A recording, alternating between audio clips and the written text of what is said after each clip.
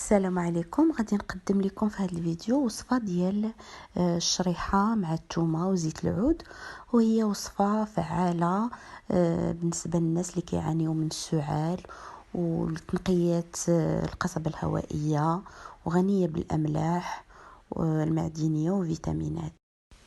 المقادير اللي غادي نحتاجو في هذه الوصفه: كيلو ديال الشريحه منقيه ومغسوله مزيان، وربعه ديال الثومه حمراء من الاحسن لانها هي اللي مزيانه وصحيه، وكاس كبير ديال زيت العود، زيت البلديه.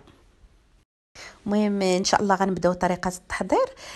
اسمحوا لي ما صورت لكمش واحد المقطع، هو ان الثومه الشريحه ملي كنغسلوها مزيان تنحلوها وتنديروا في وسطها الثومه، يعني على حسب الحجم ديال الثومه، ومن بعد عاد كنديروها في الكسكاس. انا هنا درت هذا الكسكاس ديال الكهرباء، ممكن ديروا كسكاس عادي بيان سور على حسب المتوفر عندكم. المهم اللي كنتوفر عندكم ديروا، كديروا الشريحه هي والثومه الطفور، من بعد كتديروها في واحد الاناء اللي كديروا فوق البوطه، وكتديروا فوقه كاس الزيت، كتبداو كتقليو وهذيك الزويته على نار مهيله.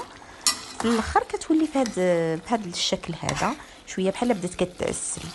ملي كتولي في هذه الحاله كنطفيو عليها، ملي كتبرد كنديروها في قريعات وكنحتفظوا بها، ونبداو ناكلوا فيها معلقه الصباح، معلقه الريق، ومعلقه في العشيه، وغادي يجيب الله الشفاء.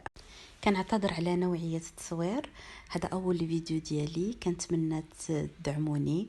تنشكركم بزاف، الى اللقاء فيديو اخر ان شاء الله.